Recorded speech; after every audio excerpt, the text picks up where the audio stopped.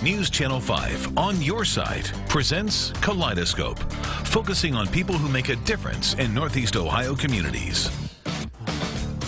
Hello, everybody. Good to have you with us. I'm Leon Bibb. This is Kaleidoscope. Cleveland Browns Director of Community Relations, Jenner Takancic, is here, and she's going to share information about the fall community programs with the Cleveland Browns. Later on, we'll hear from the president and CEO of UCP of Greater Cleveland, Trish Otter. She'll talk about the agency's annual fundraiser.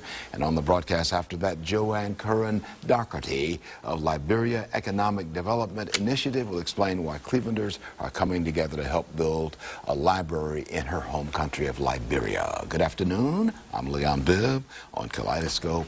And so we begin with Jenner Takancic, Director of Community Relations for the Browns.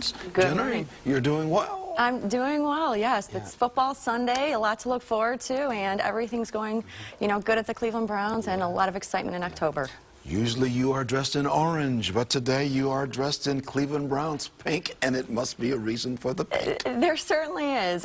We're in October, and it's Breast Cancer Awareness Month. So, of course, the NFL and the Cleveland Browns are proud to bring our fans the Crucial Catch campaign that is designed to create awareness for breast cancer awareness. So we'll see a lot of pink on the field today, on that day. You will start seeing all the NFL games. You will see teams wearing the pink. The players have gloves. They have different attire, accessories, and you will begin to see that. Yeah. But here in Cleveland, what you will notice is First Energy Stadium will be lit pink to create awareness. There's actually, this year, working with the American Cancer Society, they're saying over 232,000 women will be diagnosed, or individuals will be diagnosed in the U.S. with breast cancer, and of those, 40,000 will lose their lives. So for the Cleveland Browns, it's really important to share and create awareness with our fans. I understand the NFL has raised $8 million for the American Cancer Society. They have. They've raised nearly $8 million through the Crucial Catch campaign, and with that, they've been able to turn awareness into action. And those funds have been turned into change grants that are put into local communities to provide resources for at-risk women so they can get the information they need. We've been able to educate over 100,000 women and then provide free screenings and exams for over 56,000 people. So it's really important, that the funds that are raised go back right into the community to help those who need it. You keep a lot of balls up in the air, footballs up in the air, as Director of Community Relations for the Browns with all of these programs. And exactly.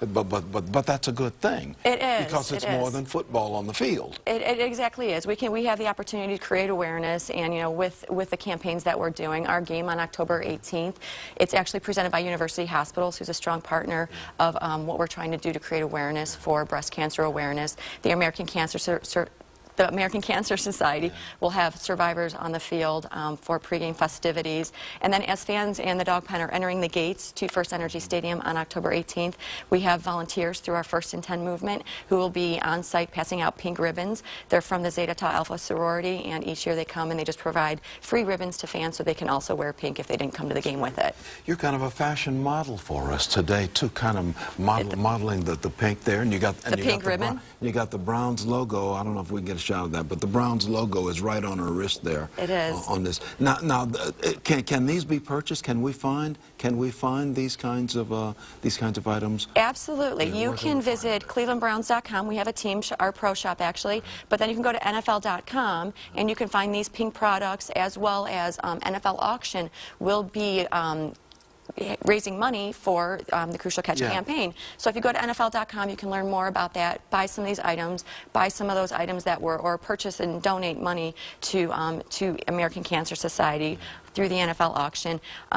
Everything, 100% of the proceeds goes to the American Cancer Society to help with the Crucial Catch campaign and to help save lives and educate others. Well, as they say on the Home Shopping Network, or whatever they call that, très chic, very chic. Thank you. It's the latest, ladies. It's very comfortable. It's the latest, ladies. You've got to call and got to get this. You got to. Yes. But it's all for a good cause.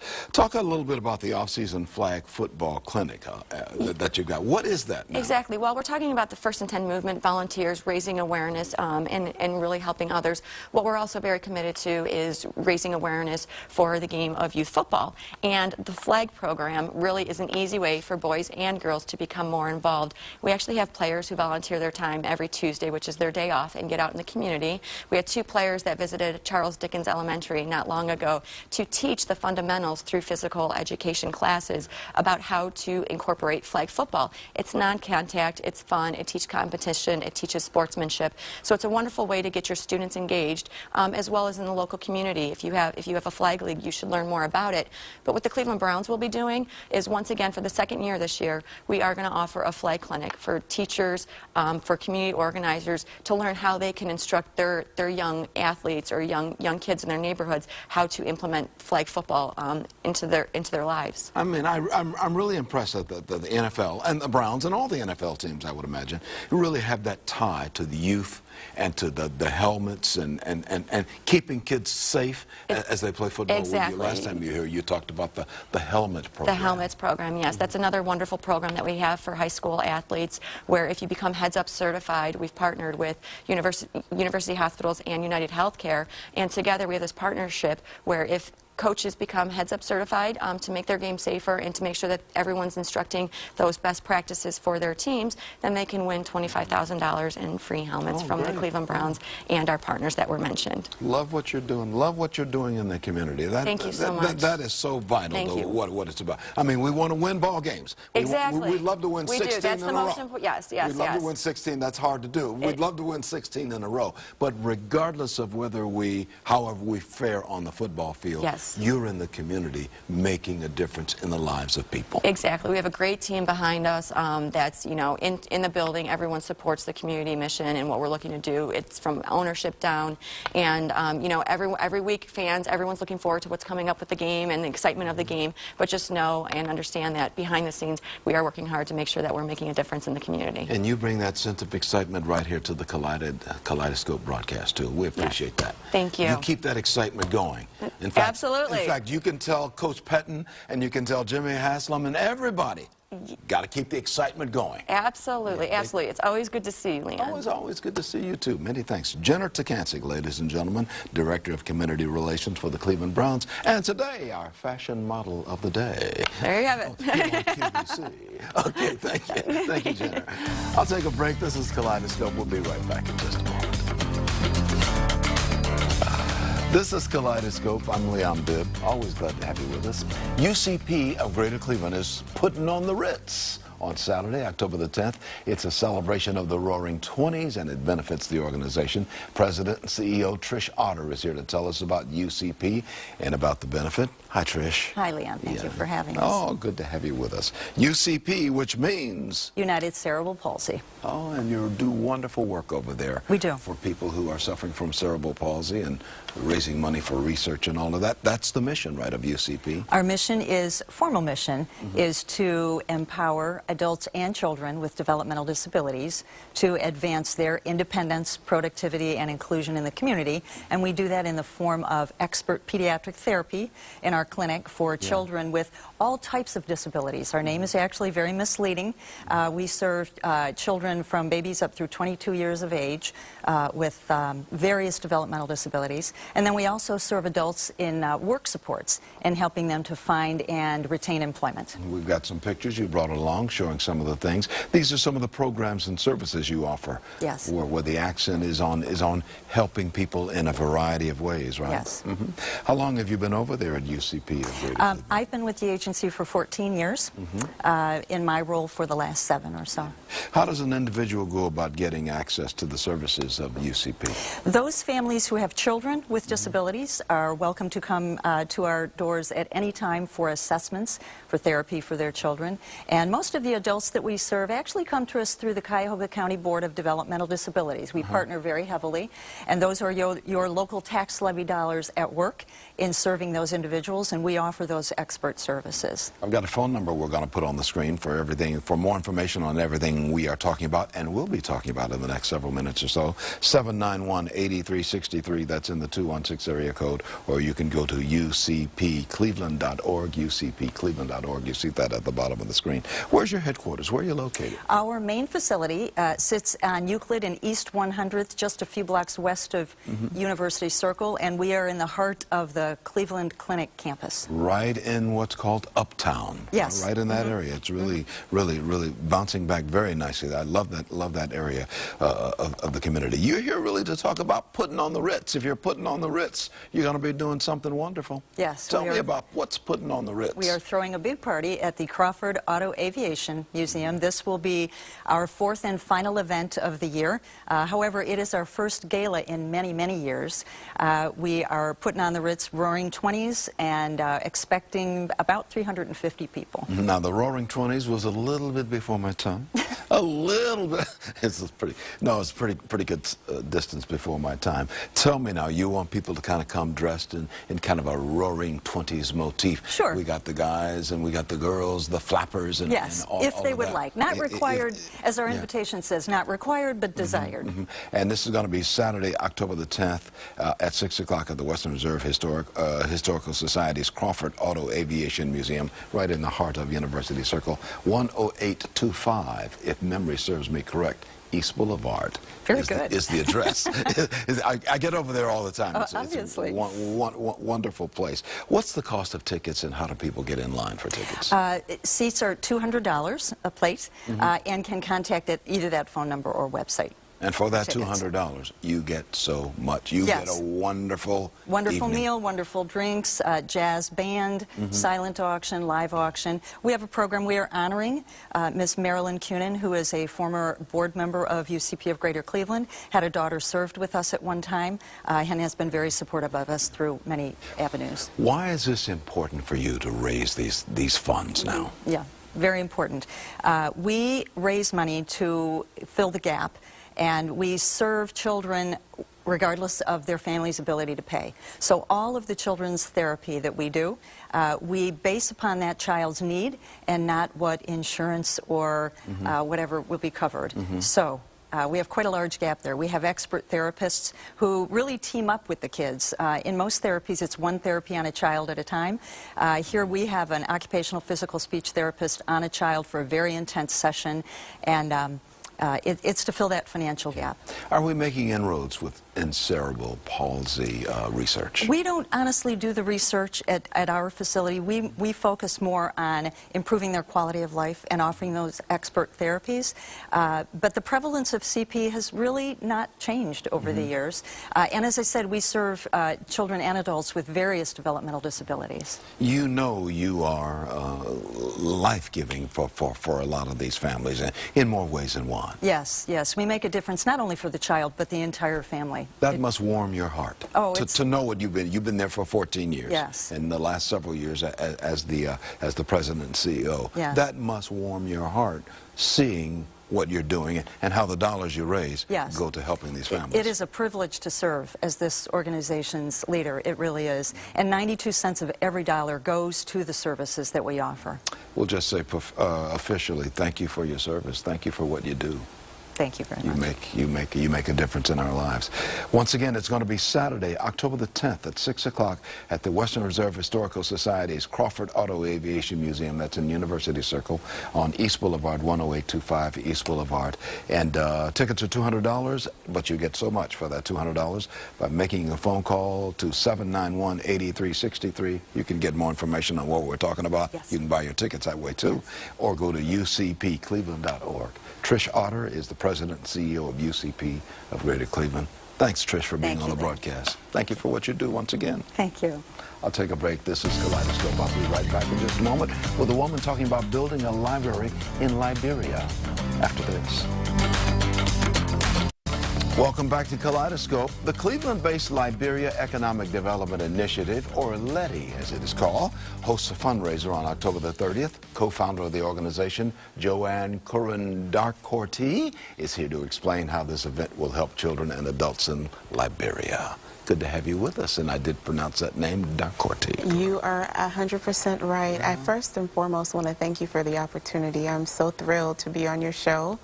I feel honored to be a part of this great network, which is publicizing, you know, for people in the community, and giving us the platform. So thank you. That's our role. That's what we do on this broadcast. People come in and talk about the things that they're interested in and the programs that they've got going. And I know you're here to talk about the mission of the Liberia Economic Development Initiative, or LEDI. Yes. What does it do? What's the mission? Our mission is to help those who are most economically disadvantaged in Liberia, West Africa.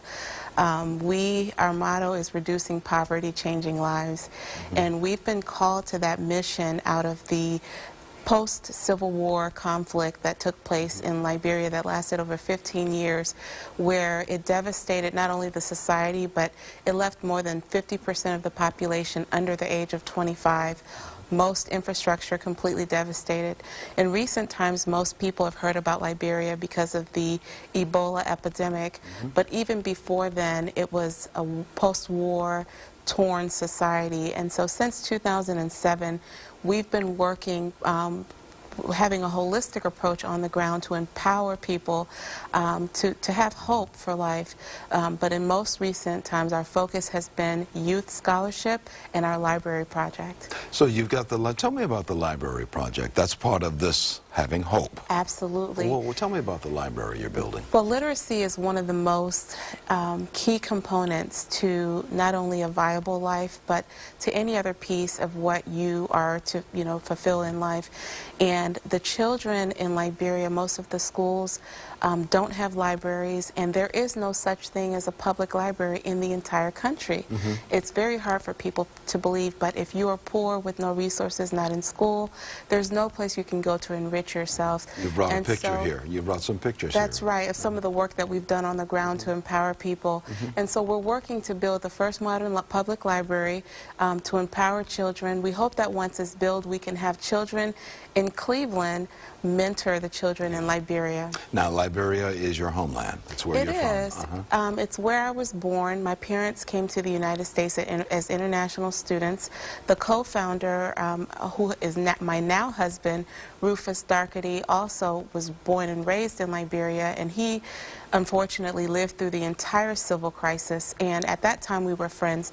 We had a co-mission in which we decided to do something and make a difference. Tell me about the awards and fundraiser. We've got 3 minutes going to go. The awards and fundraiser for Friday, October the 30th. Tell me that you're going to raise money for all the things you just were talking about. For our Letty Leanne Pfeiffer Scholarship Fund and our library project. On October the 30th at 5:30 p.m.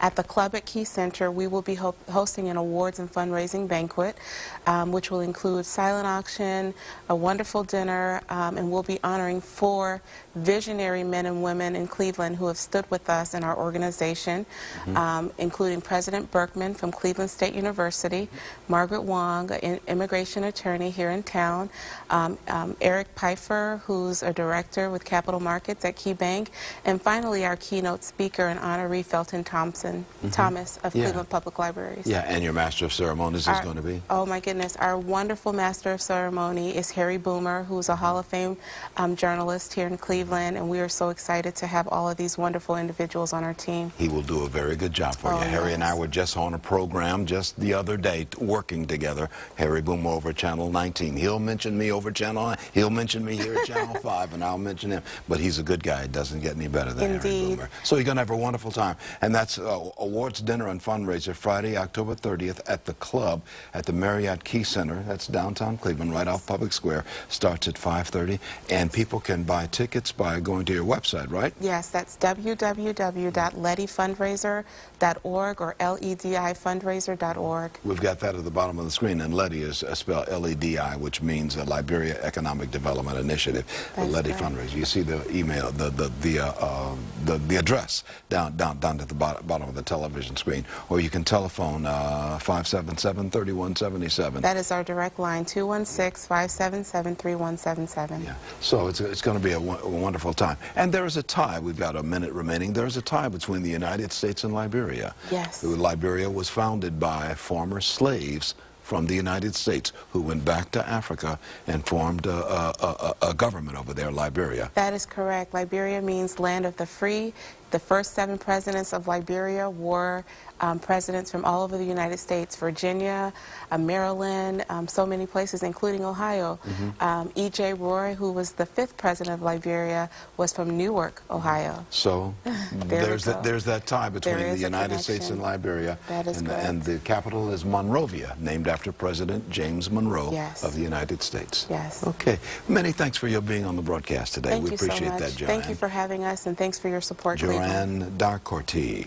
And you were telling me before that's from the Kru tribe of Liberia, and Dacorte means? For the people. And you are been Joanne for the people. Joanne for the people. Many thanks, Joanne for the people. Thank you. Good to have you on the broadcast, Thank you, Joanne. I'll take a break. I'll be right back with Marsha Maccabee of the Urban League. When you see the Morning Exchange graphic, that means Marsha Maccabee of the Urban League of Greater Cleveland, who always has something interesting on her mind. Hi, Leon. How are you today? I'm just fine today, and you are too, I'll bet. I'm doing well, thank you. So, you know, we're coming upon election time again. We have elections coming up in November. And I've been thinking about our role in inspiring the community to make sure that we're getting out to vote and exercising our right to vote. And this is the thought that came to me. You know, government runs the business of the country, right? We, the people, are the HR department, the human resource department. We do the hiring. Absolutely. And we do it by means of our vote. Right. So it's so important that we make sure that the candidates that are being selected represent the issues that are important to us. And the other thing that we have to understand is sometimes we feel that our vote doesn't count. We may have some apathy, but I want our community to understand when we don't vote, it's just as detrimental as voting for something that you don't want. It's just as detrimental, because if we don't cast our vote for those things that are important to us, then things that we may not want will occur, and we'll just have to deal with those issues. If you don't vote, somebody else makes the decision for you. Exactly. And it may not be what you want. Absolutely. But if you do vote, then I always say, if you vote, then you've got a right to complain about whoever is there or whatever way. But if you don't vote, you have no complaint at all. That's exactly right. And the other thing is, we know that in our courts, a lot of important decisions are made. And a lot of decisions are made about who goes to jail, who doesn't, what kind of sentences that they get, and so forth. Well, if we want to be on the jury, we have to be voters. That's true. The juries are made up of people who are registered voters. That's where they pull the names from. So all those things are really, really important. That's going to do it for us. Take care. This has been a presentation of News Channel 5's Kaleidoscope, a weekly public affairs program brought to you in partnership with the Urban League of Greater Cleveland.